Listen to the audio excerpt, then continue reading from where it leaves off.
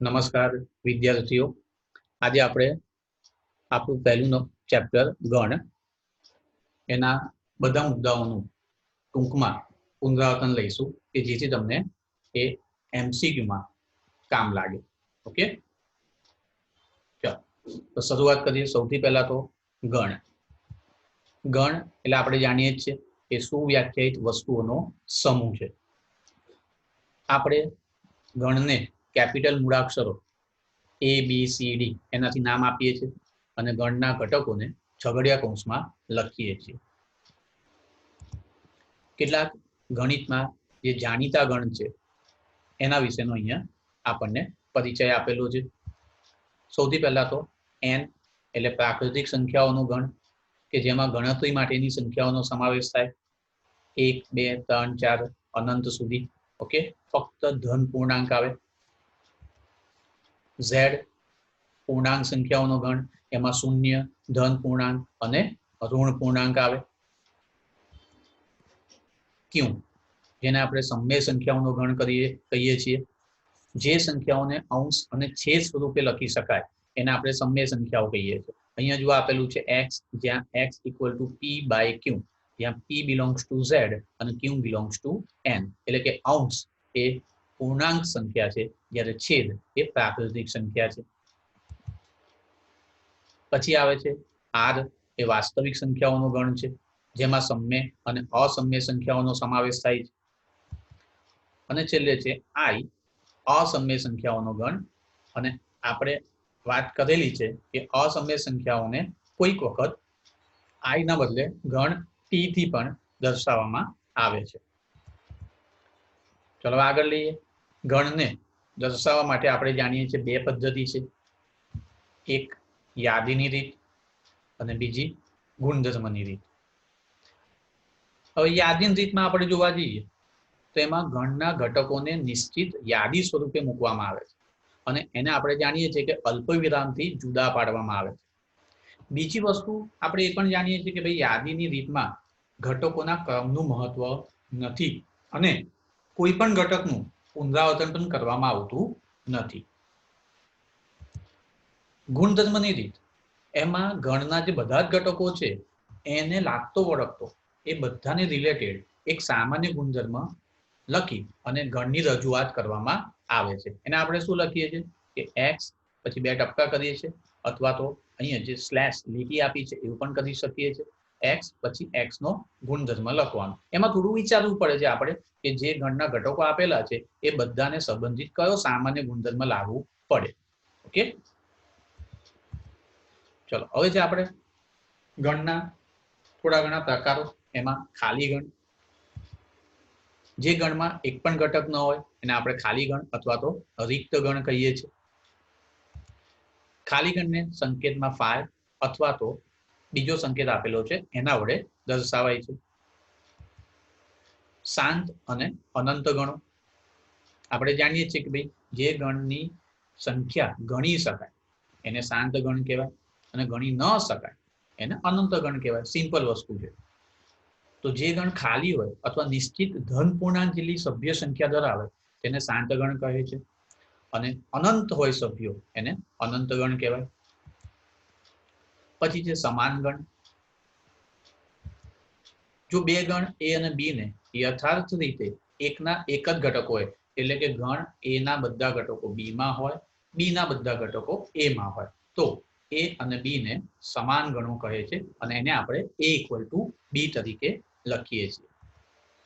Okay, હવે છે આગળ ઉપગણ. બે અરિક્ત ગણ a તથા b માટે ગણ a નો પ્રત્યેક ઘટક ગણ b નો પણ ઘટક હોય. એનો મતલબ કે a ના બધા જ ઘટકો ગણ b માં આવેલા હોય તો a ને b નો ઉપગણ કહે છે. એને સંકેતમાં a સબસેટ b વડે દર્શાવવામાં આવે છે. અને બીજી વસ્તુ કે આ પરિસ્થિતિમાં b ને a નો અધિગણ પણ કહે છે. હવે ઉપગણ વિશે કેટલાક અગત્યના મુદ્દાઓ. એમાં પહેલો મુદ્દો છે કે કોઈ પણ અરિક્ત ગણની ખાલી ગણ તથા ગણ પોતે એમ બે ઉપગણ તો હોય જ છે, જ્યારે રિક્ત ગણ એટલે કે ખાલી ગણને ફક્ત એક જ ઉપગણ હોય. એ આપણે જાણીએ છીએ કે ભાઈ દરેક ગણને ઓછામાં ઓછા 2 ઉપગણ તો હોય જ. કયા કયા? તો કે ભાઈ ખાલી ગણ અને તે ગણ પોતે. પણ આપણે ખાલી ગણની વાત કરીએ તો એને ફક્ત એક જ ઉપગણ હોય, તે પોતે. હવે આપેલ ગણ માટે ખાલી ગણ તથા ગણ પોતે આ જે 2 ઉપગણો મળે છે એને અનુચિત ઉપગણ કહે છે અને તે સિવાયના ઉપગણને એના ઉચિત ઉપગણ કહે છે. ત્રીજો મુદ્દો છે અગત્યનો, કે જો કોઈ અધિક ગણના સભ્યની સંખ્યા n હોય તો તે ગણના ઉપગણોની સંખ્યા શોધવાનું સૂત્ર છે 2 ની n ઘાત.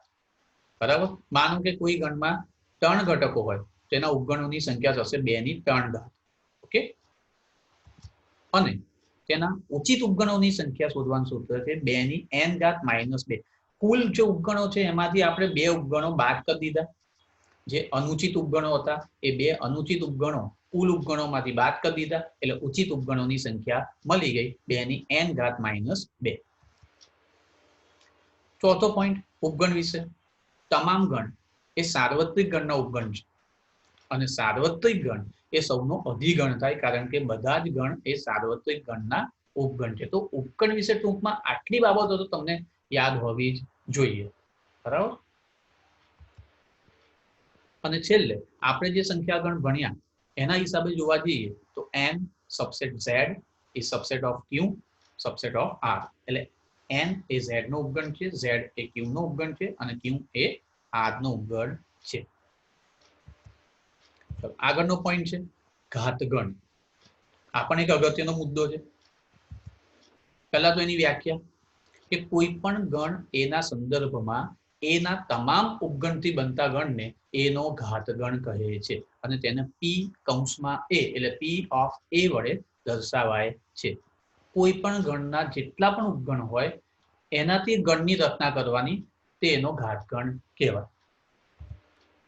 હવે ઘાતગણ વિશેના પાછા અગત્યના મુદ્દા.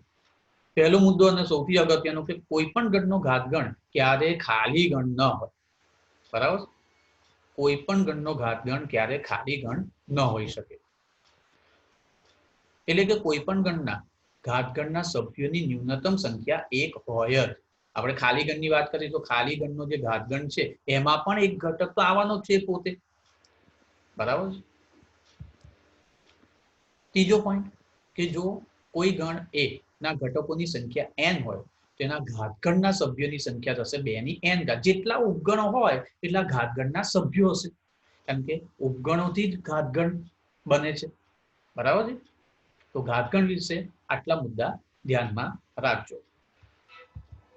ચલો હવે છે બીજો અગત્યનો મુદ્દો આજના ઉપગણો તરીકે અંતરાલ, એટલે કે વાસ્તવિક સંખ્યા ગણના ઉપગણ તરીકે આપણે અંતરાલ વિશે વાત કરીએ.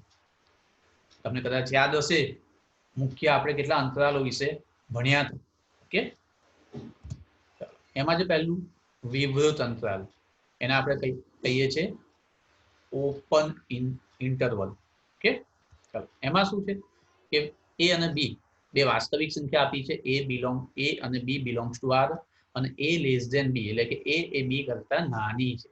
તો વાસ્તવિક સંખ્યાઓનો ગણ આપેલો છે કે y જ્યાં a less than y less than b.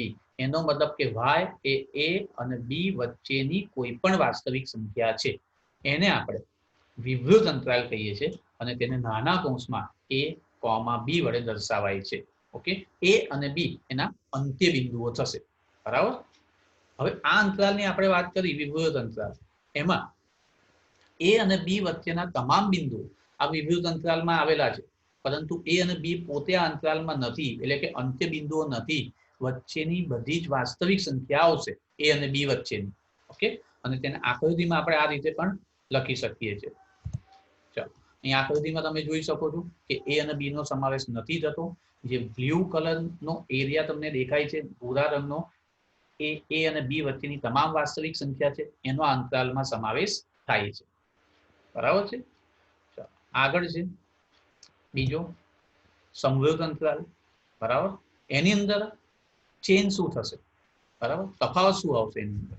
તો જે અંતરાલમાં તેના અંત્ય બિંદુઓનો પણ સમાવેશ થાય, વચ્ચેની તમામ વાસ્તવિક સંખ્યા તો આવવાની જ છે, સાથે સાથે અંત્ય બિંદુઓનો પણ સમાવેશ થાય, તેને સમવૃદ્ધ અંતરાલ એટલે કે આપણે એને અંગ્રેજીમાં કહીએ છીએ ક્લોઝ ઇન્ટરવલ અને તેને મોટા કૌંસમાં દર્શાવવામાં આવે છે. મોટા કૌંસમાં પહેલું અંત્યબિંદુ એ લખવાનું, પછી અલ્પવિરામ, પછી બીજું અંત્યબિંદુ બી લખવાનું, બરાબર, અને મોટો કૌંસ પૂરો. ઓકે, એટલે close interval a, b equal to x, જ્યાં a less than or equal to x less than or equal to b, અને તેની આકૃતિમાં આ રીતે આપણે દર્શાવીશું, જેમાં a અને b બે અંત્યબિંદુઓ સહિત તેમની વચ્ચેની તમામ વાસ્તવિક સંખ્યાઓનો સમાવેશ થાય છે. ઓકે, હવે જે આગળનો પોઈન્ટ, અંતરાલમાં બેમાંથી એક અંત્યબિંદુ આવતું હોય તેવા અંતરાલો, બરાબર, એટલે કે a અને b બે અંત્યબિંદુ આપણે હમણાં લીધા, એમાં a અથવા b બેમાંથી કોઈ એક અંત્યબિંદુનો સમાવેશ થતો હોય તેવા અંતરાલો. તેમાં પહેલું છે, એમાં આપ્યું છે ક્લોઝ ઇન્ટરવલ a, b અને પછી ઓપન ઇન્ટરવલ છે. એનો મતલબ કે અંત્યબિંદુ જે a છે એનો સમાવેશ થાય છે, b નો સમાવેશ થતો નથી. એને આપણે શું કહીશું? સમવૃત્ત વિવૃત અંતરાલ, ક્લોઝ ઓપન ઇન્ટરવલ. હા, એક વસ્તુ યાદ રાખજો, a અને b વચ્ચેની જે તમામ વાસ્તવિક સંખ્યા છે એનો તો આ અંતરાલમાં સમાવેશ થવાનો જ છે, બરાબર. ફક્ત અંત્યબિંદુ a આવે છે, b નથી આવતું, એટલો ફરક પડશે. વચ્ચેની તમામ વાસ્તવિક સંખ્યાઓ તો આવે જ. ચલો, આ એની આકૃતિ થઈ. હવે છે અંત્યબિંદુ a નો સમાવેશ નથી થતો, પણ અંત્યબિંદુ b નો સમાવેશ થાય છે. એટલે આ કયું થયું? તો કે આ ઓપન ક્લોઝ ઇન્ટરવલ થયું, વિવૃત સમવૃત્ત અંતરાલ થયો, બરાબર. એને આ પ્રમાણે આકૃતિમાં દર્શાવાય છે, બરાબર છે. તો આપણી પાસે કયા? સમવૃત્ત વિવૃત અંતરાલ, સમવૃત્ત અંતરાલ, ત્યાર પછી સમવૃત્ત વિવૃત અંતરાલ અને વિવૃત સમવૃત્ત અંતરાલ. ઓકે, હવે છે બીજા કેટલાક વિશિષ્ટ અંતરાલો. એમાં આપેલું છે 0, ઇન્ફિનિટી, અનંત સુધી. તમે અહીંયા જોઈ શકો છો કે શૂન્ય ક્લોઝ છે, એટલે 0 નો સમાવેશ થાય છે. એટલે 0 સહિત 0 ની જમણી બાજુની તમામ વાસ્તવિક સંખ્યાઓ, એટલે કે એનો મતલબ થશે અનૂર્ણ વાસ્તવિક સંખ્યાઓનો ગણ, બરાબર. ત્યાર પછી બીજો જે અંતરાલ બતાવેલો છે એ છે 0 ની ડાબી બાજુની તમામ વાસ્તવિક સંખ્યાઓ, એટલે કે તમામ ઋણ વાસ્તવિક સંખ્યાઓનું ગણ. અને ત્યાર પછી માઇનસ ઇન્ફિનિટી થી ઇન્ફિનિટી, એટલે જમણી બાજુ પણ અનંત સુધી, ડાબી બાજુ પણ અનંત સુધી. ધેટ મીન્સ કે તમામ વાસ્તવિક સંખ્યાઓ, બરાબર છે. બોલો, તો આ બધા વિશે હવે આપણે સહેલાઈથી સમજી શકીએ છીએ. આગળ બીજા વિશિષ્ટ અંતરાલમાં છે, એમાં આપ્યું છે open interval a two infinity. મતલબ કે આનો મતલબ એવો થશે કે a થી મોટી તમામ વાસ્તવિક સંખ્યાઓમાં a નો સમાવેશ થતો નથી. એ જ રીતના અહીંયા આપેલા છે, અહીંયા a નો સમાવેશ થાય છે, a સહિત a થી મોટી તમામ વાસ્તવિક સંખ્યાઓ. એ જ રીતે અહીંયા છે a થી નાની તમામ વાસ્તવિક સંખ્યાઓ, એને આ રીતે લખાય. અને a સહિત a થી નાની તમામ વાસ્તવિક સંખ્યાઓ. ઓકે, તો આ થયા કેટલાક વિશિષ્ટ અંતરાલો. નેક્સ્ટ ટોપિક છે આપણે ગણ પરની ક્રિયાઓ. એમાં પહેલું છે યોગગણ. ચલો, યોગગણની વ્યાખ્યા આપણે જાણીએ છીએ કે ગણ a અથવા b માં આવેલા હોય, બંને ગણમાં હોય તે સહિત તમામ ઘટકોથી બનતા ગણને a અને b નો યોગગણ કહે છે. એને ગણની ભાષામાં લખીએ તો a યોગગણ b equal to x, જ્યાં x બિલોંગ્સ ટુ a અથવા x બિલોંગ્સ ટુ b. મતલબ x એવો ઘટક છે કે જે a અથવા b માં આવેલો હોય. હવે યોગગણને આપણે વેન આકૃતિમાં આ રીતે લખી શકીએ છીએ. અહીંયા જે રંગીન પ્રદેશ બતાવ્યો છે એ ગણ a અને b નો યોગગણ બતાવે છે, બરાબર. હવે યોગ ક્રિયાના કેટલાક ગુણધર્મ છે, એમાં એ ગુણધર્મનો આપણે ઝડપથી એકદમ વાત કરીએ તો ક્રમનો નિયમ, જૂથનો નિયમ, જે પહેલા અને બીજા ગુણધર્મમાં બતાવેલું છે, ત્રીજો નિયમ અગત્યનો છે, એમાંથી આપણને ક્વેશ્ચન પૂછાઈ શકે છે કે યોગ ક્રિયાનો એકમ ઘટક કયો છે? તો યોગ ક્રિયાનો એકમ ઘટક છે ખાલી ગણ, કારણ કે કોઈ પણ ગણનો ખાલી ગણ સાથેનો જે આપણે યોગ ગણ શોધીએ તો એ ગણ પોતે આવે છે, બરાબર? એ ત્રીજો મુદ્દો ધ્યાનમાં રાખજો. ચોથો મુદ્દો છે કોઈ પણ ગણનો પોતાની સાથેનો યોગ ગણ શોધીએ તો તે ગણ પોતે આવે છે, જેને સ્વયંઘાતી નિયમ કહેવાય. અને સાર્વત્રિક ગણ સાથે કોઈ પણ ગણનો યોગ ગણ લઈએ તો સાર્વત્રિક ગણ પોતે આવે, બરાબર છે? તો યોગ ગણની વ્યાખ્યા, એની વેન આકૃતિ અને એના ગુણધર્મો, કે આટલા મુદ્દા ધ્યાનમાં રાખજો. ત્યાર પછી છે છેદગણ. છેદગણમાં આપણે બે ગણમાં જે સામાન્ય ઘટકો છે તે લઈએ છીએ. જો બે ગણ એ અને બી નો છેદગણ એટલે કે એ અને બી બંને ગણમાં આવેલા તમામ ઘટકોથી બનતો ગણ, બરાબર? બંને ગણમાં આવેલા હોય એવા સામાન્ય ઘટકોથી બનતો ગણ, એવું પણ કહી શકીએ. સંકેતમાં એ છેદગણ બી ઇક્વલ ટુ એક્સ, જ્યાં એક્સ બિલોંગ્સ ટુ એ અને એક્સ બિલોંગ્સ ટુ બી. જો યોગ ગણમાં વચ્ચે અથવા શબ્દ આવતો હતો, છેદગણમાં અને આવતો હતો. અને આપણે જે પૂર્વ પ્રશ્નો જોયા એમાં પણ વાત કરેલી કે અથવા શબ્દ આપણને યોગ ગણ અને શબ્દ એ આપણને છેદગણ લેવાનું સૂચવે છે. ચલો, આ છેદગણની વેન આકૃતિ થઈ. એમાં બે ગણની વચ્ચેનો જે સામાન્ય પ્રદેશ છે તે એ છેદગણ બી દર્શાવે છે. હવે છેદ ક્રિયાના પણ કેટલાક ગુણધર્મ છે. એમાં સેમ પહેલો બીજો ગુણધર્મ એ ક્રમનો નિયમ અને જૂથનો નિયમ બતાવે છે. ત્રીજામાં તમે જોઈ શકો છો કે ફાય છેદ એ, ખાલી ગણ સાથે કોઈ પણ ગણનો છેદગણ લઈએ તો જવાબ ખાલી ગણ આવે. અને સાર્વત્રિક ગણ સાથે કોઈ પણ ગણનો છેદગણ લઈએ તો તે ગણ પોતે આવે છે. એટલે આપણે એવું કહી શકીએ કે છેદ ક્રિયા માટેનો એકમ ઘટક કયો થયો? તો કે સાર્વત્રિક ગણ યુ થયો. અને ચોથો સ્વયંઘાતી નિયમ છે, કોઈ પણ ગણનો પોતાની સાથેનો છેદગણ લઈએ તો તે ગણ પોતે આવે છે. ઓકે, તો આ થયા છેદગણ અને તેના વિશેના કેટલાક અગત્યના મુદ્દાઓ. ચાલો, હવે આગળની વ્યાખ્યા છે કે જો ગણો એ અને બી માટે, બે ગણ એ અને બી માટે બંનેનો છેદગણ એ છેદગણ બી બરાબર ખાલી ગણ થાય તો એ અને બી ને પરસ્પર અલગ ગણ કહે છે. ક્યારે ખાલી ગણ ક્યારે થશે બે ગણનો છેદગણ? જ્યારે બંનેમાં કોઈ કોમન ઘટકો, કોઈ સામાન્ય ઘટકો નહીં હોય, એટલે કે બંનેમાં અલગ અલગ ઘટકો હશે, એટલે એને અલગ ગણ કહે છે. આ તે અલગ ગણની વેન આકૃતિ, બંને ગણો અલગ બતાવેલા છે, બરાબર? હવે જે આગળ અગત્યનો પાછો નિયમ વિભાજનના નિયમો. એમાં પહેલો જે નિયમ છે એનું એ છેદ ક્રિયાનું યોગ ક્રિયા પર વિભાજન બતાવે છે.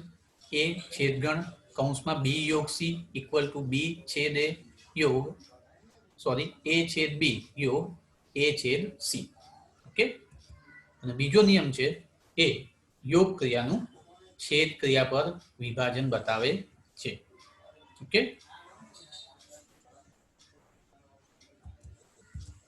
ચલો હવે છે આગળ પૂરક ગણ.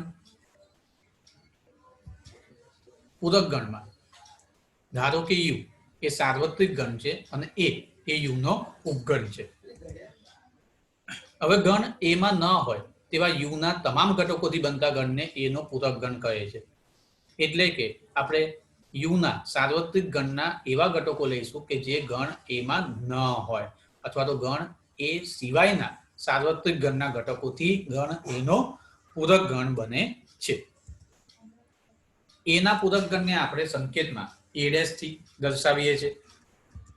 એટલે a' ઇક્વલ ટુ x, જ્યાં x બિલોંગ્સ ટુ યુ અને x does not belong to A. એટલે x એવું ઘટક છે કે જે સાર્વત્રિક ગણમાં આવેલો છે પણ ગણ એમાં આવેલો નથી. આ થશે જે રંગીન ભાગ બતાવેલો છે એ પૂરક ગણની વેન આકૃતિ. એ નો પૂરક ગણ થયો a', એ સિવાયના યુ ના ઘટકો, બરાબર? હવે જે આગળ પૂરક ગણના કેટલાક ગુણધર્મો, આ અગત્યના પૂરક ગણના ગુણધર્મો. એમાં છે પૂરક ગણનો નિયમ, કોઈ પણ ગણ અને તેના પૂરક ગણનો યોગ ગણ સાર્વત્રિક ગણ થાય, અને કોઈ પણ ગણ એના પૂરક ગણ નો છેદગણ ખાલી ગણ થાય. કારણ કે પૂરક ગણ અને પૂરક ગણમાં અલગ અલગ ઘટકો હશે, બંનેમાં કોઈ સામાન્ય ઘટકો નહીં હોય, એટલે બંનેનો છેદગણ ખાલી ગણ જ થવાનો છે, બરાબર? પછી સૌથી અગત્યના દ મોર્ગનના નિયમ. એમાં બે નિયમ છે. એમાં પહેલો નિયમ છે a યોગ b આખાનો dash equal to a dash છેદ b ડેશ. આપણે યાદ રાખવાની પદ્ધતિ આગળ શીખવાડેલી છે. અને બીજો છે a છેદ ગણ b આખાનો dash equal to a dash યોગ b ડેશ. આ દ મોર્ગનના નિયમો એ અગત્યના છે. એના પર આધારિત એમસીક્યુ કે દાખલા પૂછાઈ શકે છે. ત્યાર પછી છે દ્વિપૂરક ગણનો નિયમ. કોઈ પણ ગણના પૂરક ગણનો પૂરક ગણ શોધો તો એ ગણ પોતે આવે, જેને દ્વિપૂરક ગણનો નિયમ કહે છે. એટલે કે અહીં લખેલું છે a ડેશ એનો ડેશ ઇક્વલ ટુ a થાય. ચોથો છે ગુણધર્મ ખાલી ગણ અને સાર્વત્રિક ગણના પૂરક ગણ વિશે. તો અહીંયા લખ્યું છે phi dash equal two u અને u dash equal two phi. એકદમ સિમ્પલ રીતે આપણે એને સમજીએ એવું કહેવાય કે ખાલી ગણનો પૂરક ગણ સાર્વત્રિક ગણ છે અને સાર્વત્રિક ગણનો પૂરક ગણ ખાલી ગણ છે. એવું આપણે એક વાક્યમાં યાદ રાખી શકીએ છીએ. ઓકે. હવે જે છેલ્લે તફાવત ગણ. બરાબર. એમાં ગણ a અને b નો આ ક્રમમાં તફાવત ગણ, એને આપણે ડિફરન્શિએટ પણ કહીએ છીએ અંગ્રેજીમાં. એટલે ગણ b માં ન હોય તેવા ગણ a ના ઘટકોથી બનતો ગણ. બરાબર. એટલે આપણે બંનેનો તફાવત ગણ લેવો હોય તો આપણે ગણ a ના એવા ઘટકો લેવા પડે કે જે ગણ b માં નથી. ઓકે. અથવા તો બીજા શબ્દોમાં કહીએ તો ગણ b માં જે ઘટકો છે એ સિવાયના આપણે ગણ a ના ઘટકો લેવાના. સંકેતમાં એને a માઇનસ b દ્વારા દર્શાવીશું. બરાબર. એને a ડેશ b નહીં વાંચીએ, એને આપણે a માઇનસ b વાંચીશું. એટલે કે અહીં ગણની પરિભાષામાં a માઇનસ b ની વ્યાખ્યા લખીએ તો x જ્યાં x બિલોંગ્સ ટુ a અને x does not belong to b. બરાબર છે. એટલે x એવો ઘટક છે કે જે a માં આવેલો છે પણ b માં આવેલો નથી. અને આ થશે a માઇનસ b ના તફાવત ગણની વેન આકૃતિ. ફક્ત a માં આવેલા હોય એવા જ ઘટકો. બરાબર. હવે જે તફાવત ગણ વિશે કેટલાક યાદ રાખવાના મુદ્દાઓ. એમાં a માઇનસ b એનું સમાનાર્થી થાય છે a છેદ b ડેશ અથવા તો a માઇનસ a છેદ b. આ પહેલો મુદ્દો ખાસ ધ્યાન રાખજો. a માઇનસ b નું આ સમાનાર્થી થયું. a માઇનસ b બરાબર આપણે a છેદ b ડેશ પણ લખી શકીએ અને a માઇનસ a છેદ b પણ લખી શકીએ છીએ. બીજું છે u માઇનસ a એટલે કે સાર્વત્રિક ગણ માઇનસ ગણ a બરાબર ગણ a નો પૂરક ગણ. આ ગણ એના પૂરક ગણની વ્યાખ્યા ઉપરથી જ લખેલું છે. બરાબર. અને ત્રીજો અને અગત્યનો મુદ્દો છે કે a ઉપગણ b હોય, a સબસેટ ઓફ b હોય તો a માઇનસ b બરાબર ખાલી ગણ આવે. કારણ કે એના બધા ઘટકો b માં છે. હવે તમે એને b નો તફાવત શોધો તો એના તો બધા ઘટકો b માં આવેલા જ છે. બરાબર છે. એટલે એવો કોઈ ઘટક તમને એવો નહીં મળે કે જે a માં આવેલું હોય પણ b માં ન આવેલો હોય. બરાબર. એટલે જો a ઉપગણ b હોય તો a માઇનસ b બરાબર ખાલી ગણ થાય. ઓકે. તો આપણે અહીંયા બહુ ટૂંકમાં દરેક મુદ્દા, મોટા ભાગના બધા જ મુદ્દાઓનું અહીંયા આપણે પુનરાવર્તન લીધું. બરાબર. હવે બાકીના જે પુનરાવર્તનના મુદ્દા છે એ તમે બીજા વિડીયો લેક્ચરમાં જોઈ શકો છો.